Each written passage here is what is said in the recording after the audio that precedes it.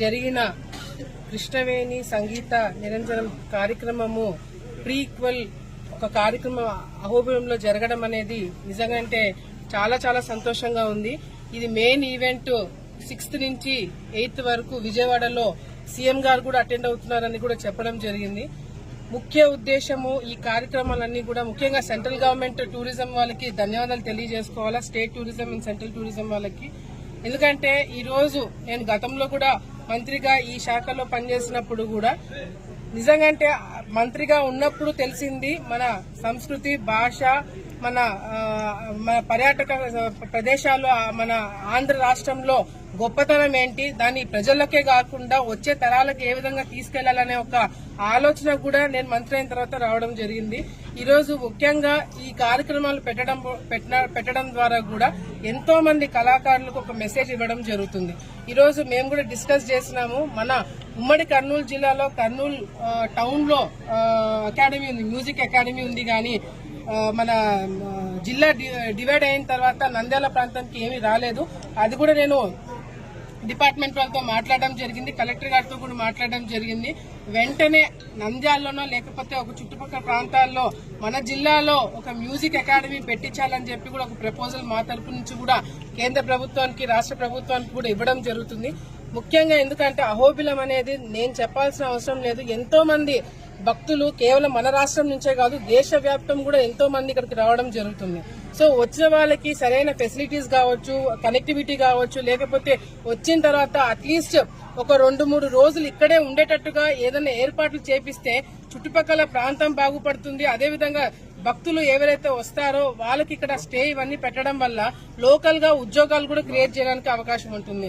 So ఇదంతా కూడా ఒక ప్రక్రియ కింద మేము కూడా మాట్లాడడం జరుగుతుంది. గతంలో నేను మంత్రిగా ఉన్నప్పుడు కూడా అహోబిలంకి ఒక రోప్ వే శాంక్షన్ చేయించడం జరిగింది.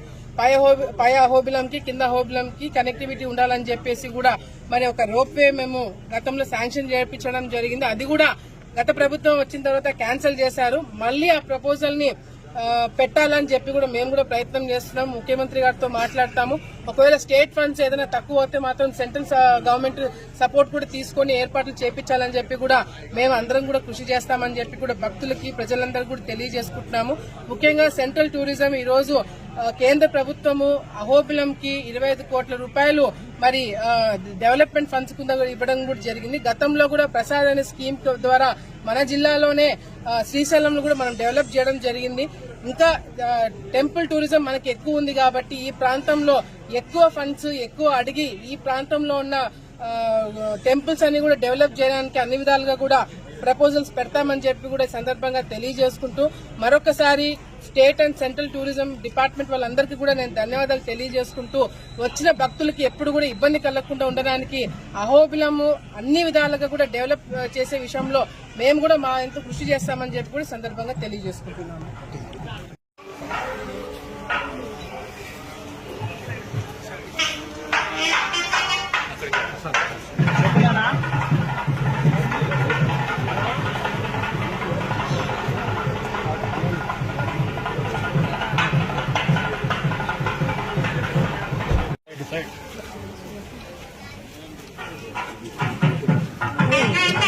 నాకు వచ్చి నేను వస్తానేమో అనుకున్నాను, కొద్దిగా లేట్ అయ్యాను.